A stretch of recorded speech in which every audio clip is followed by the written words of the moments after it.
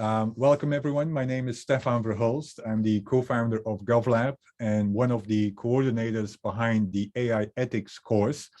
The AI ethics course, Global Perspectives, is a course that seeks to bring together different perspectives on how to go about AI ethics in a variety of sectors, but also in a variety of regions.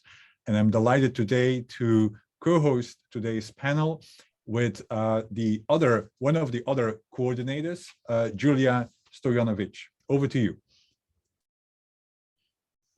Thank you, Stefan. It's a pleasure to be here. My name is Julia Stojanovic. I'm an associate professor of computer science and engineering and of data science at NYU, where I also direct the Center for Responsible AI. And it's been a wonderful experience to coordinate this course together with you and to run the panels. And so today we have a stellar lineup of speakers. Let me start by introducing each one of them in the order in which we will be having our discussions with them. The first is Renee Cummings. She's a criminologist, criminal psychologist, artificial intelligence ethicist, and therapeutic jurisprudence specialist, as well as an urban technologist. Quite a mouthful, Renee. Her areas of research interests include AI, political science, and criminology. She studies the impact of artificial intelligence on criminal justice, specifically in communities of color and incarcerated populations.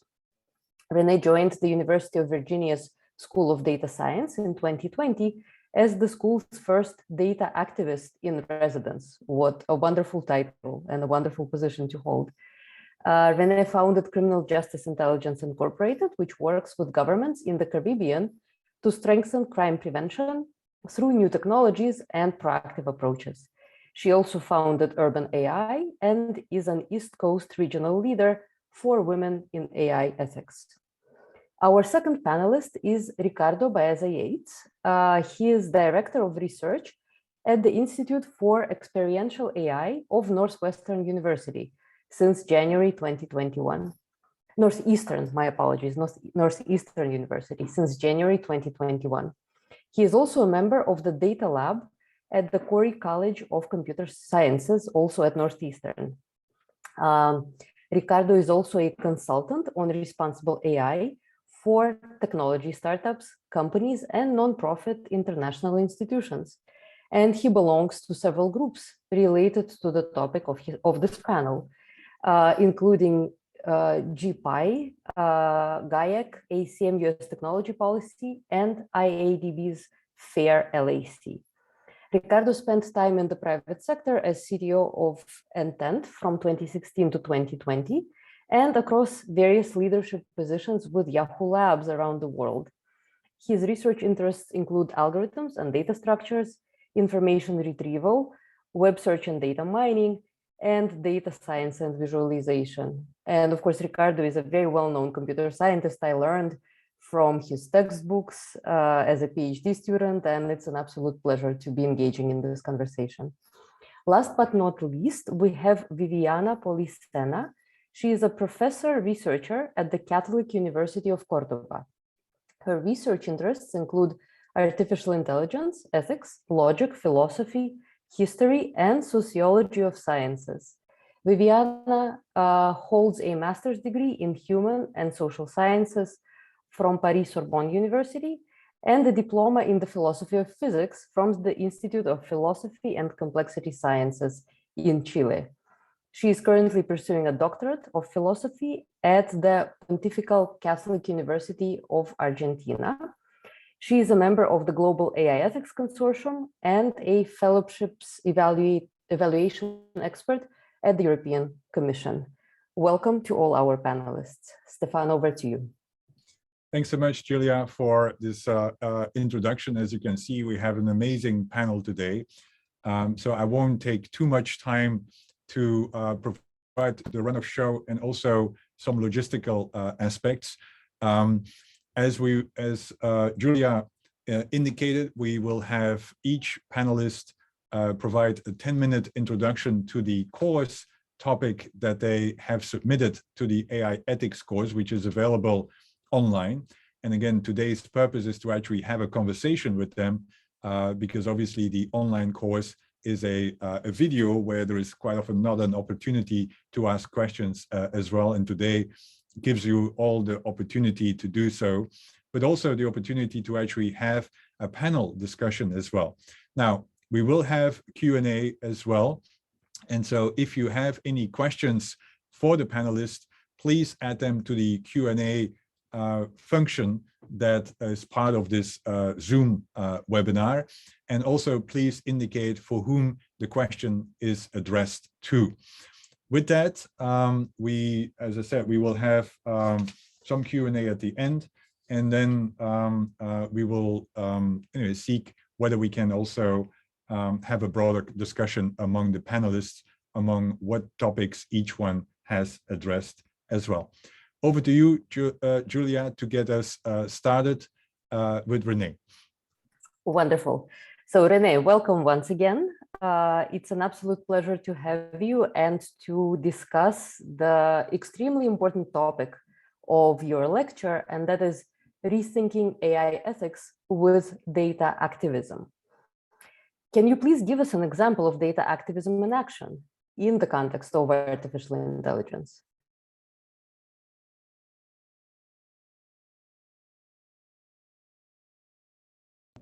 Thank you so very much.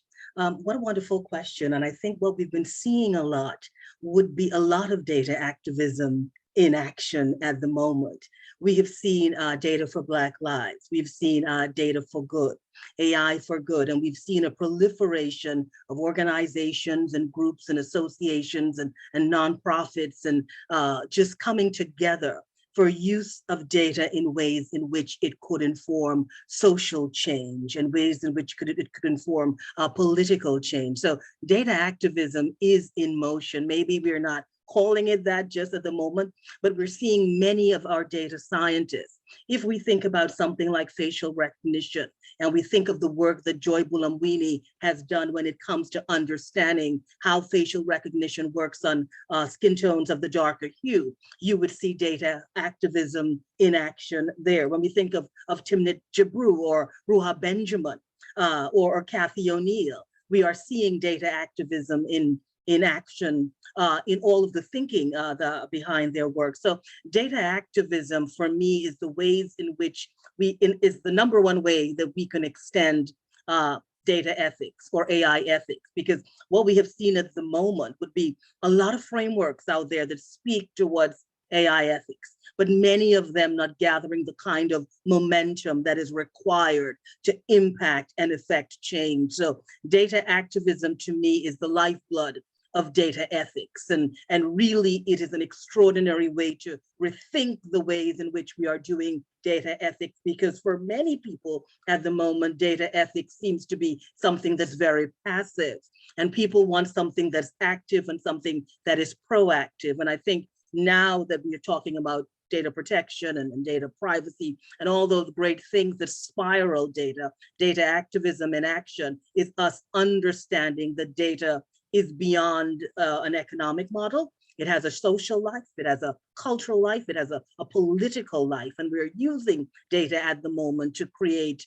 or to reinvent many of the systems that we have used in a society. And we've really got to think about data activism to bring the requisite social and political change that is required to ensure that we really have responsible AI and trustworthy AI, and we really deal with issues of accountability and transparency and explainability and all those great things that we are speaking about. So data activism in action, I would say I'm data activism in action because this is what I'm doing. So thank you.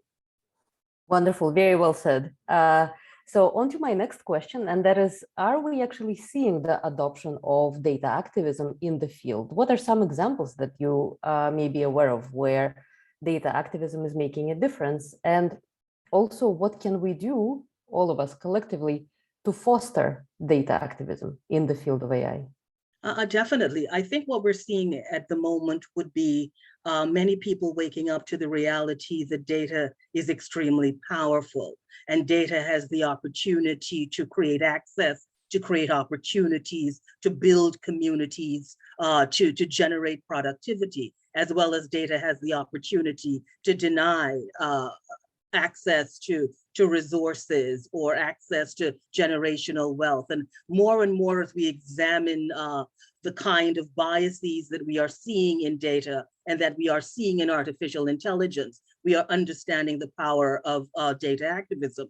Because if we think about it, we've seen discrimination that's been, gender-based, that's been sex-based, that's been race-based, that's been based on your socioeconomic status. And more as we see bias and discrimination in new and emerging technologies like artificial intelligence, we are understanding the power of data is just beyond the utility of data. Because at the moment, one of the things that I'm looking at would be the transmission of intergenerational trauma through data.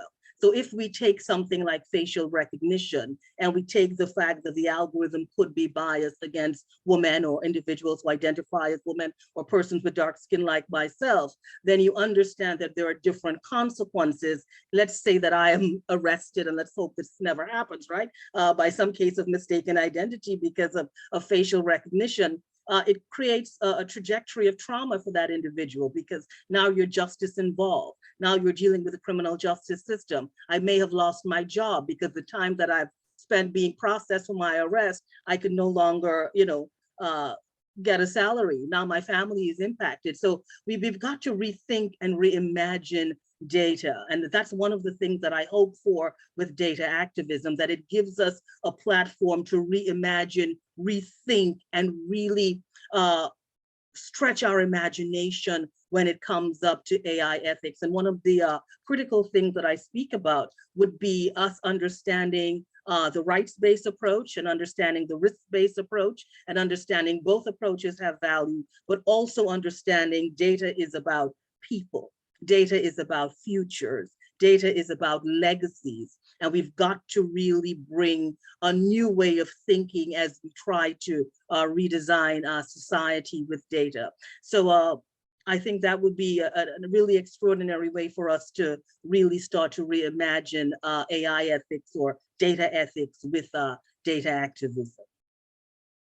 This is wonderful. Thank you. Very inspirational. And I'm looking forward to continuing our conversation with you during Q&A. At this point, I will hand over to Stefan. Yeah, no, thanks so much, Renee. And you've made it easy for us to moderate because you totally set up the next interventions by Ricardo from my point of view. Because Ricardo, you of course have done a lot of work around bias, and Renee already mentioned the implications of bias in AI, and also clearly the implications of bias in the use of AI for criminal justice. And eager to hear from you, Ricardo, what's your work in that space, and also, anyway, how do we go about it? I think Renee has given us already a very compelling story about, anyway, intergenerational trauma as a result, but you might also have seen other implications of that as well. Over to you. Yes, thank you, Stefan and Julia, and the opportunity to be here with Viviana and Renee. So I think first, I have been working for bias more than 10 years. Even before bias was important, and even before I think I learned I was really working on bias. It's just my, I think, very inner interest to see that when there's systematic deviations from a reference value that many times we don't know. That's part of the problem, that many times we are not aware of it. And the first step to solve it is to become aware of it. And some people don't want to become aware of it when we go to social and cognitive biases.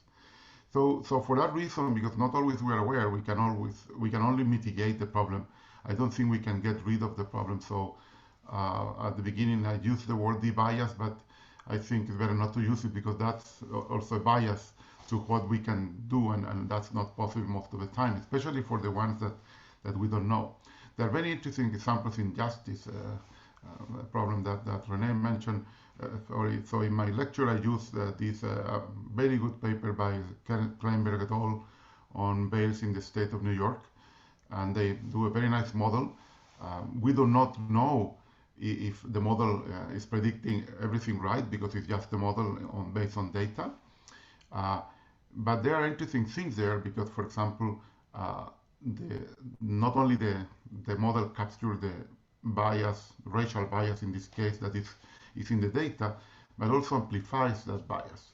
And then we cannot blame the data only, and there are other sources of bias like the optimization function that the model is trying to learn, and also, for example, the feedback loop between the users and the system in things like e-commerce and search.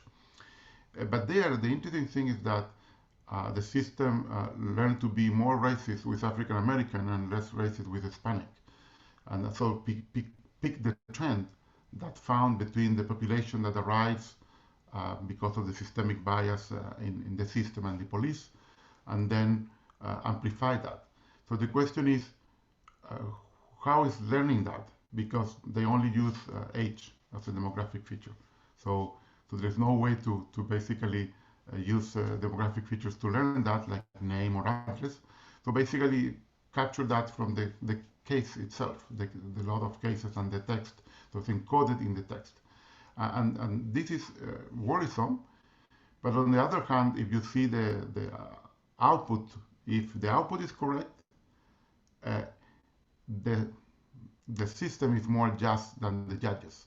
So even that they're more racist, the system is more racist, then it can improve the system. For example, they show that they can reduce the crime rate in 25% if their predictions were correct.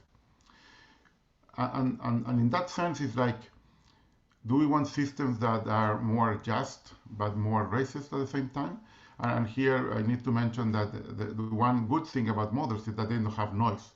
And that's the reason that they look more just. So for the same data, they gave the same output. This is not true for humans. Humans have a lot of variability, and this year Daniel Kahneman published a wonderful book, Noise, about that topic. So at least algorithms don't have noise. But the problem is, at the end, is that we are trying to anthropomorphizing and mathematizing human tasks. So for me, justice is a human task. So the final ethical question will be, should we use a model that basically tries to do something that's really human? Because, for example, not all knowledge on law will be encoded in the data. And more important, not all the context of the case will be encoded in the data. So the data is always missing part of the problem. And then we are using still thinking that we can use that decision. Great, thanks so much, Ricardo. A lot to unpack, and I'm sure Renee might have already some responses as well to what you said, both to anyway, reinforce and expand probably, because of course that's one of Renee's field as well.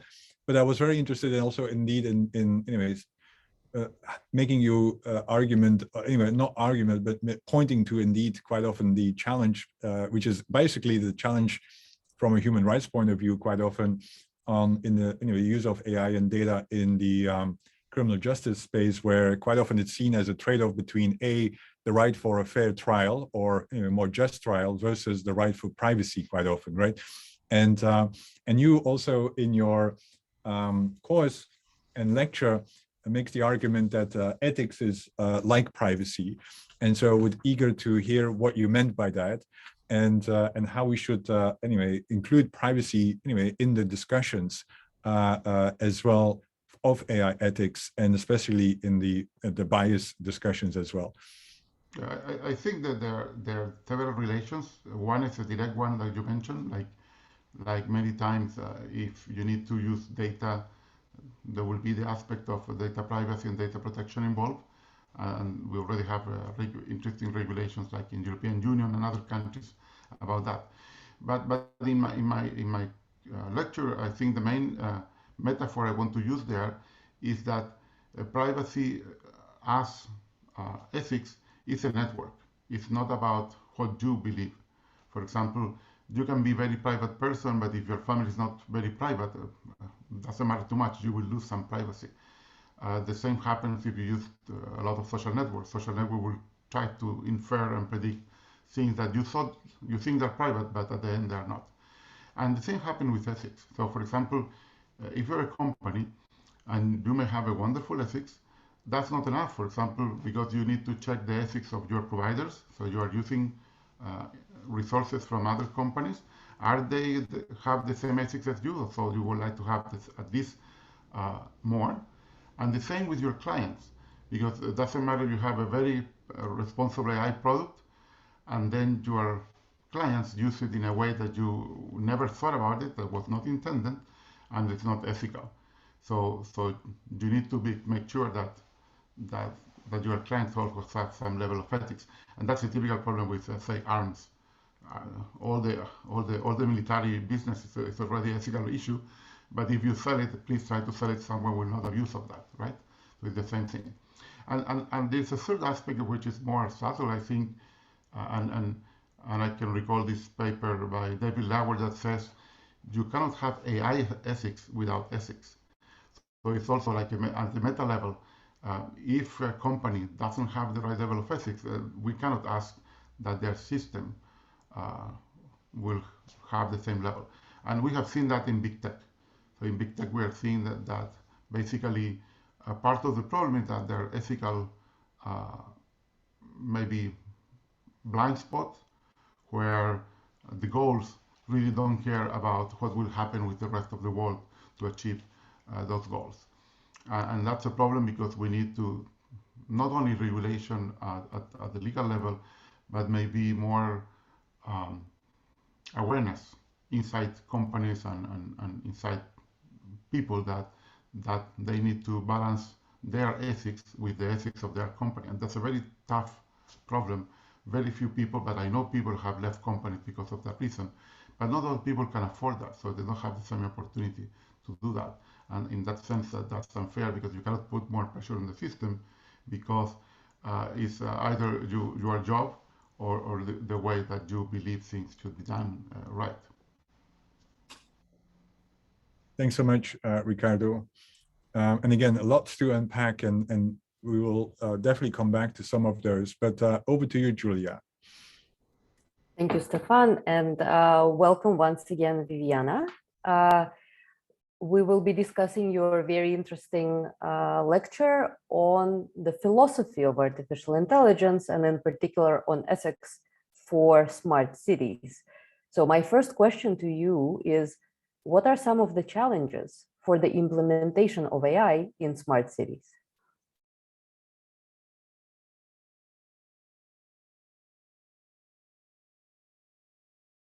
You're muted. Still muted.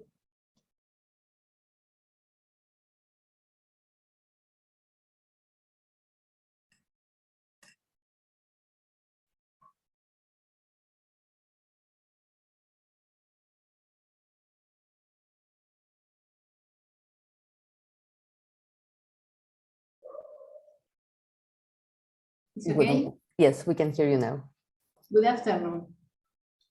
For a long time, technology, technique, and science works apart from philosophy. That can no longer continue to happen. We should not ignore the philosophical aspect of the development AI. Because every advance, every answer, and every innovation affects our existence. It affects and compromises the existence of humanity. Philosophy helps to reflect on each decision, each responsibility, both the decision and the responsibility should always return to the human being and not to the artifact. The great goal of AI should be decrease pain and suffering, promote well-being and compassion of the life. For any of the to be possible, companies and government agencies that develop or use AI should be accountable to the citizens. In the digital age, we have new and multiple challenges. For example, open data. Much of the data generated today remains locked away, hidden in silos. Today we are seeing the genesis that can unlock these silos and unleash the public good potential of data. And it is concerned not simply with data itself, but with the broader technical, social, political, and economic context within which data is produced and consumed. I repeat, all decisions should be made by human, never by algorithm. Databases should be inclusive so that minorities can be represented. Permanent surveillance of AI machine learning. Government, specialists, and all citizens should be on an equal footing, safeguarding our free will. Imminent need for the elaboration of a global pact, planetary consensus. We are the ones who should behave nobly, develop common efforts. Each citizens should be able to maintain control over their own data. The philosopher is the responsible for educating of the development.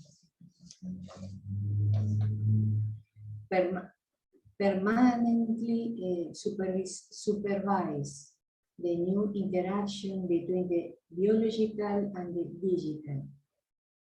A fundamental principle of philosophy of AI is that all artificial artifacts should support human life and non-human life. Human beings will continue to extend intelligence to artifacts. Therefore, all rights granted to AI should be located within the framework of protection of human and non-human life. The care and protection of human and non-human life is the center of innovation. All artificial or virtual artifacts should be propagated with algorithms that collaborate with respect and defense of human and non-human life. Non-human life is animal and nature. All technology should respect the human values of the health, education, freedom of thought, happiness, and progress. The artificial and virtual cannot multiply free will. From this notion and technical value can be built suitably for the new era. No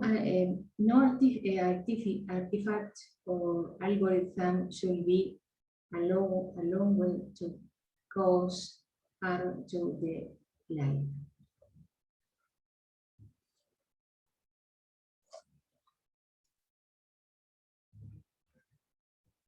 Okay, thank you very much for this response. Let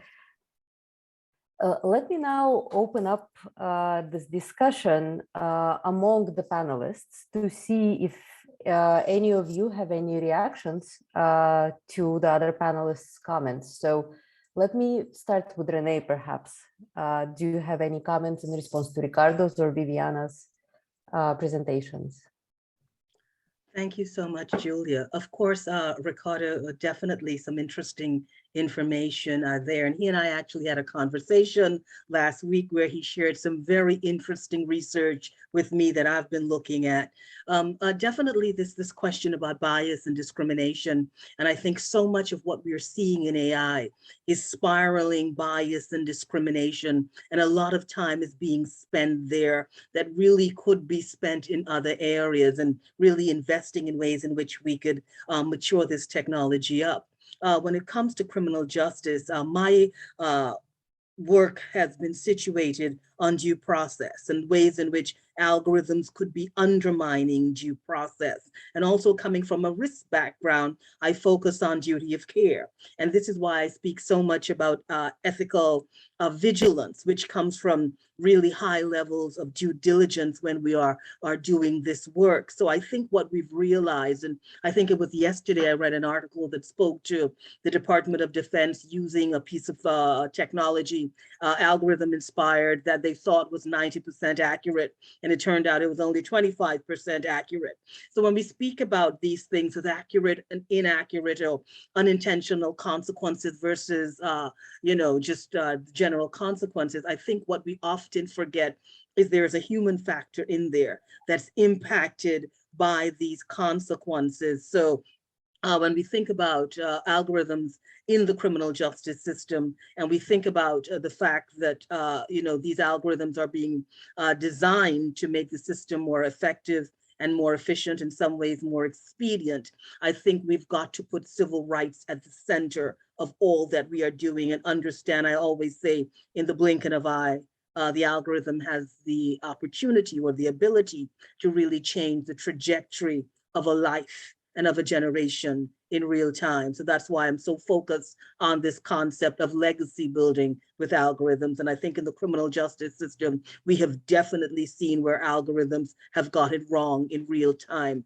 and what that long-term impact could be. So I always say criminal justice should be the conscience of artificial intelligence, and data activism should be the conscience of the data scientists. So loving the work that Ricardo is doing, and he and I are supposed to have a few more conversations because there's a lot that I could learn from him, and really a lot of what he is doing that could inform my practice in data activism. And Viviana, I watched your lecture as well, and keeping the philosophy in AI ethics is so critical to the work that's being done. And one of the things that I've seen with the smart cities model is that it really has not embraced that whole approach to criminal justice. And I always say the smart cities we're designing, but we're forgetting that a great percentage of our high needs and underserved communities are oftentimes situated in our cities. So for us to make those cities smart,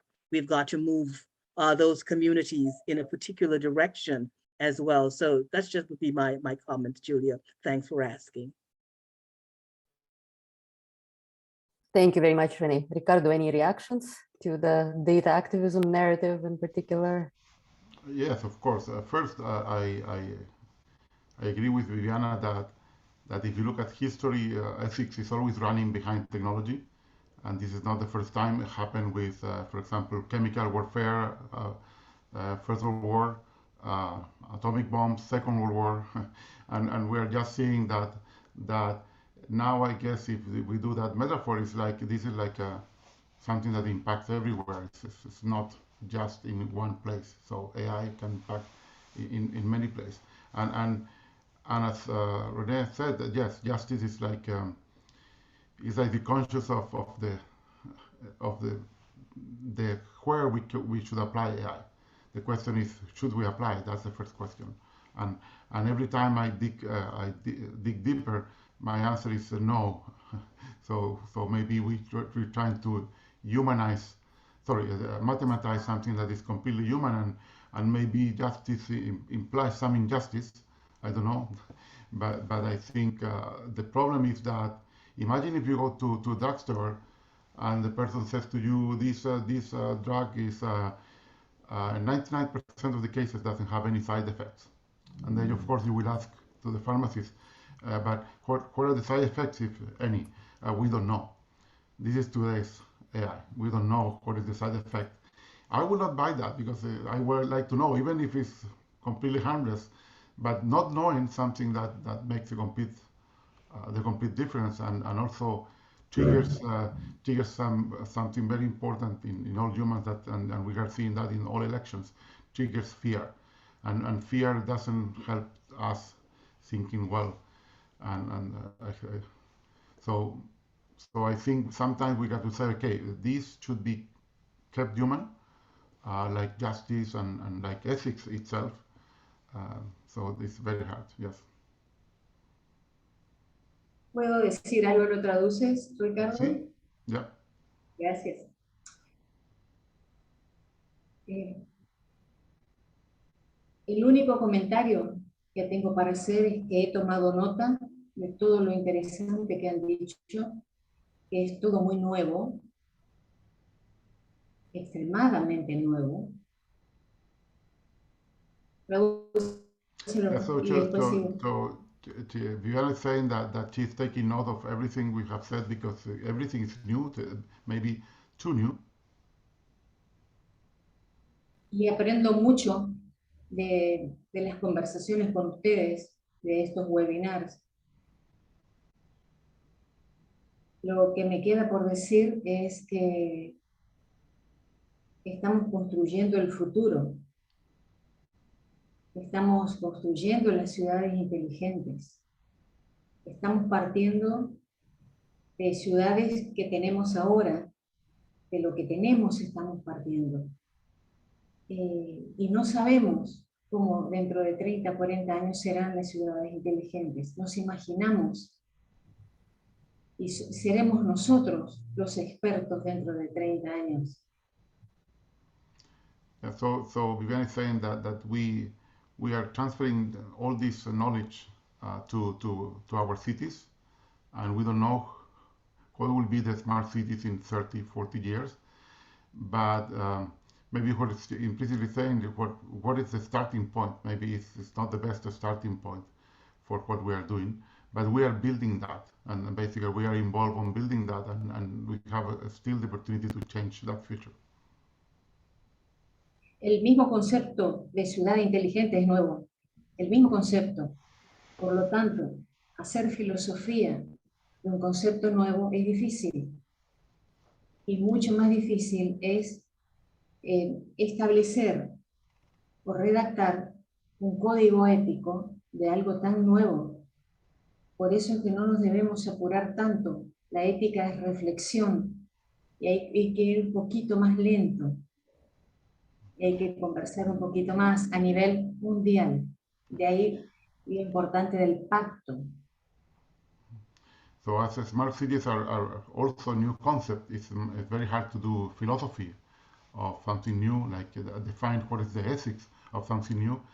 And for that, Viviana says we should go slower, we should reflect more, we should think more, we should collaborate more. And well, this is my comment, but if you see history, we only reflect more when something wrong happens. And I hope we don't need to wait for that to work more together to define what is the ethics, for example, of smart cities. Yo personalmente veo mucho apuro por escribir libros, artículos y definir una ética a nivel mundial, global, de la inteligencia artificial. Pero esa inteligencia artificial está naciendo. Todo está naciendo. La ética es parte de la filosofía. No puede ir tan rápido como la tecnología, como la técnica. Entonces debemos tomarnos un tiempo para conversar y reflexionar. Y no tenemos que tener miedo de ir un poco más lento que la tecnología. So, that we shouldn't rush on these things, that philosophy and ethics is by nature slower than technology. And then if we go too fast to define everything on, say, ethics in AI, like writing, there are so many things that people that are writing things, articles, books, and so on, and the same to smart cities will not be the best possible future. Gracias. Yeah. So.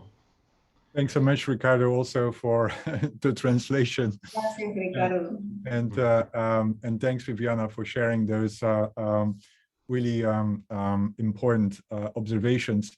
I do want to pick up also with this whole question, perhaps, of the oil spill model of response to threats and dangers, right? So, meaning in the past, I did some work on environmental policy and then some work on communications policy. And there, quite often, anyway, in order to have anything happen, you do need to have an oil spill before actually anyone acts, right? And so the question here is that, have we already seen an oil spill in artificial intelligence that forces us to act more? And some might, by the way, some might say is that what's happening in social media and its impact on democracy might actually be the oil spill on the applications of AI. And wondering whether you feel like, anyway, we already have reached that point, and it could be criminal justice, but also other areas.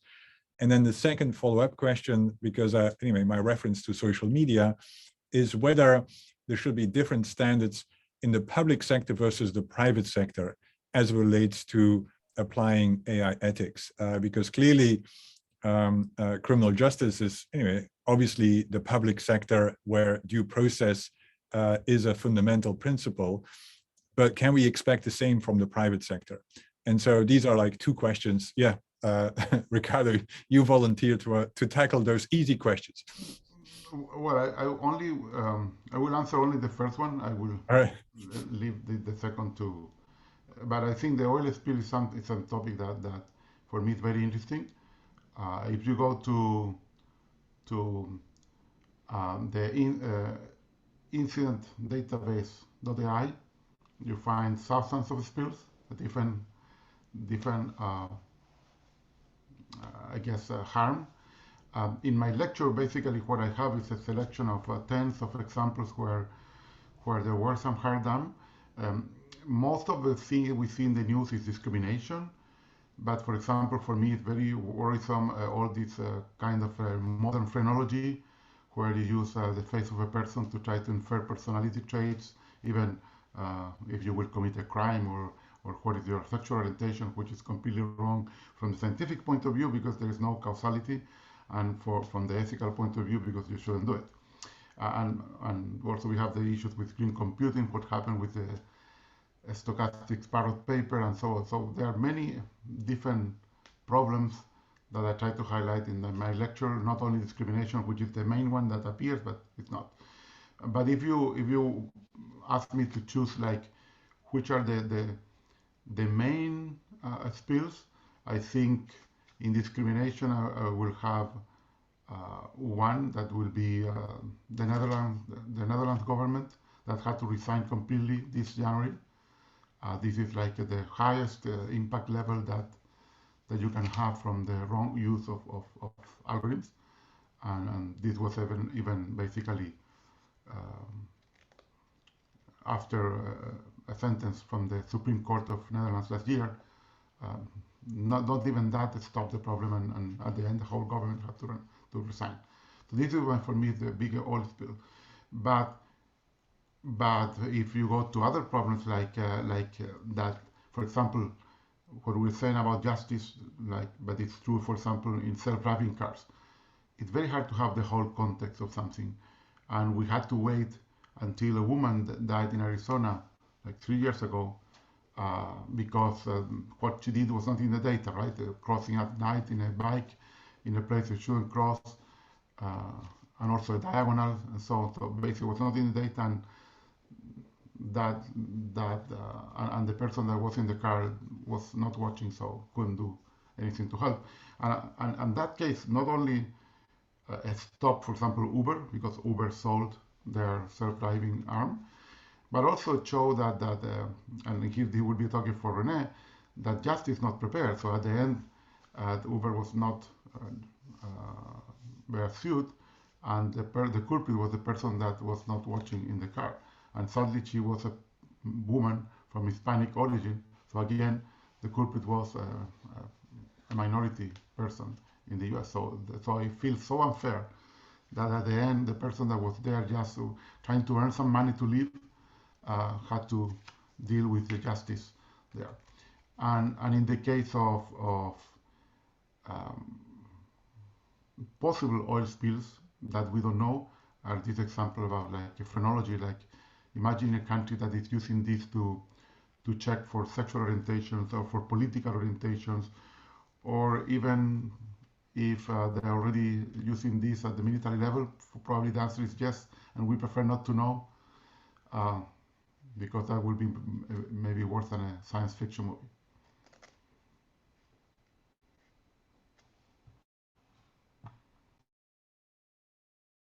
Sorry, I was self-muted this time. Thanks, Ricardo. Renee, any reactions from your end, or Viviana? Sure. Well, I come from a risk management and crisis communication background. So what we never want is an oil spill. So this is why AI ethics and data activism are so critical, because we know what the presenting challenges are. We know what the risks are, from accountability, transparency, safety, security, discrimination. We know what the risks are. So we have got to ensure that we put those protections in place to avoid the oil spill, because the oil spill in AI could just be one life lost. An autonomous vehicle that has killed someone because the computer sensor system is unable to read dark skin, or we use an algorithm to incarcerate someone. That is an oil spill in that individual's life, in that community. So we've got to ensure that we put those protections in place. So we know what the risks are, but we don't want the organizations to wait until they get to a point of reputational damage or regulatory issue or some sort of media expose. We want organizations to take that proactive approach, to put those contingency plans in place, to understand why diversity, equity, and inclusion and justice are so critical to the ways in which we are designing design ethics and bringing value-sensitive design to the process. So this is why we want to have that groundswell with activism, because activism is awareness. Activism is conscious raising. Activism means when we sit in that space, we understand there are many perspectives to the ways in which we are doing ethics. And then we understand how bias and implicit bias and discrimination find their way into our thinking when we design. Default discrimination becomes a design method, right? So we don't ever want to get to the oil spill in AI, because given its power and its pervasiveness, an AI oil spill, I don't think is something the world ever wants to experience. So this is why we've got to take that proactive approach to what we are doing and really embrace activism and building of rights and understanding risks, and really start to work on the thinking, not only the technology behind AI, but the thinking behind and the intention that we bring to the design process and the things that we want to design, because some things we may not need to design at this moment. Great, thanks so much. And we have a question, and that's probably going to be the one and only question today, because we are sensitive to the time as well. But the question is related to the discussion about bias, and whether bias within these systems are coming from the data itself, and that more of our focus should be on the subjectivity and bias that exists within the data sets, such as the processes of collection in the context of smart cities and collection of data from at-risk population, right? So where we actually have data because the way we collect data is in itself already biased.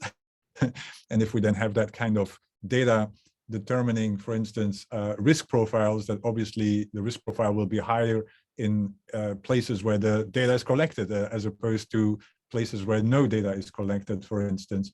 And then, of course, that might be linked also with the exclusionary architecture. And someone already clicked that it was answered before I could finish reading the question. Thanks, Julia, for being so efficient. Anyone wants to respond to that? Because also, Viviana, there was any last reflections? Because I was also mentioning, of course, smart cities in that question as well. Ricardo, Renee, Viviana, who wants to tackle that? I could. I thought maybe Viviana wanted an opportunity to share something, you know. Does she want that, or do you want me to answer the question? Okay, well, I will just say, you know, what we have seen and what we continue to see would be some really brilliant data scientists coming up with ways in which we can debias the data. But what we've also seen is that debiasing the data is just not enough. We've got to debias the thinking behind the data, the thinking behind the design, the thinking behind the development of the technology. And when we think about, again, this whole concept of justice, equity, diversity, and inclusion, and whether or not it's just a PR slogan in data science and in AI, or whether or not we are bringing these things to truth, really speaks to the fact that we've got to look at the history of data collection, particularly in the United States. And it's not a history that many would be proud of, and it's not a history that many want to speak about. But when we talk about data activism, we've got to look at that history, and we've got to look at the ways in which data was collected from communities of color in the United States, going back to the 17th and 18th century. And then it brings you to things like the 3/5 clause, and it brings you to things that, you know, that the ways in which we looked at data and the ways in which we measured communities of color. And, you know, our census speaks to that. When we think about our indigenous and First Peoples, and they're called the asterisks, right, in data, because so much of the data is missing. So we've got to reimagine the ways in which we think about data. We've got to reimagine the ways in which we collect it, and we've got to reimagine our communities as producers of knowledge, because they are producers of data. And we've got to really zoom in and really use to me, that kind of expertise coming out of our community. So when we think about bias, I think there are technological ways that we can try to enhance the data that we have, but we've got to focus on that thinking, which is so deep in the psyche and the subconscious at times, that it really brings us to a place in design that is not a place that we want to think about. And I always talk about criminal justice and ask, what is the intent when we're designing these tools? What is the intent behind it? Is it the intent to incarcerate more Black and brown people, or is it the intent, you know, what's the intent behind the design? And I think once we decide what that is, we know the work that we need to do. Renee, this is a wonderful statement that we will take as your closing statement, perhaps. And let me now go over to Ricardo for your closing thoughts. Yeah, no, I wanted to agree with what Renee said. I mean, basically the bias that is encoding the question is what is called measurement bias. So basically the way we're measuring is already wrong. And this happens a lot with, for example, say crime in a city. We have cities that basically we get only self-fulfilled prophecies, because the police is where they think there is more crime, and then of course they will see more crime. And then you have a reinforcement loop there. So as Renee said, we need to rethink how we do things. For example, comes to mind like we need to do like a real A/B testing on these things. For example, okay, let's send the police to a good neighborhood to see if it's real that's the case. But again, we have another problem with that. If you see the measurement device, the measure changes. So if, for example, if you know that your watch, you would behave differently. So that's another problem. So even if we do the right procedure, basically the result will depend on the reaction to that procedure. So it's almost like a catch-22 situation where it's very hard to find a solution. And moreover, because also we have this, in most large cities, we have very segmented neighborhoods. So already the data is like in the wrong place, in the sense that we don't have a diversity, we don't have inclusion and all that. So, so it's very hard to try to have a goal that starts from the worst possible point. We are not starting from a random point. So I'm not a sociologist, I'm not a psychologist, I'm not a philosopher, but I can see that the problem is much harder than trying to solve it with AI. That's another problem. So some people talk about technological solutionism. It's more of the same, or technological humanism. It's more of the same. We need really to dismantle this and start all over again, like think. I would not say not even unbiased thinking. We have to start thinking again. So like from zero. But the problem, we cannot forget what we know. Thank you for this, Ricardo. I couldn't agree more. And I would now like to ask Viviana if she has a couple of closing thoughts to contribute. Algunos pensamientos finales, Viviana.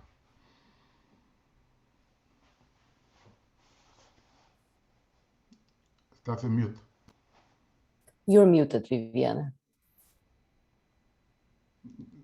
We can't hear you. You're muted. Sí, la sensación que yo tengo es que todo el mundo corre. Y todo el mundo corre y todo el mundo quiere ser primero en algo que es para todos. Entonces no importa quién es el primero en hacer algo, lo importante es hacerlo bien, porque está en juego el futuro de la humanidad y está en juego el futuro no solamente de los más pequeños, sino de los que aún no nacieron. Y nosotros tenemos el deber de dejarle un mundo más justo, más amigable, más sostenible, un mundo mejor. Entonces no nos tenemos que apurar tanto.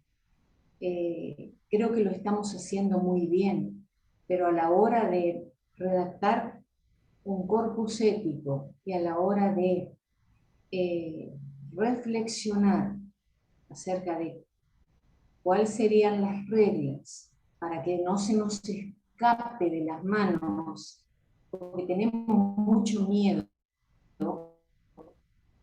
de que los algoritmos se nos escapen de las manos. ¿Y por qué tenemos miedo? Porque nos tenemos miedo a nosotros mismos. Después sigo, traducí eso y sigo. So, yeah, I'm not a professional translator.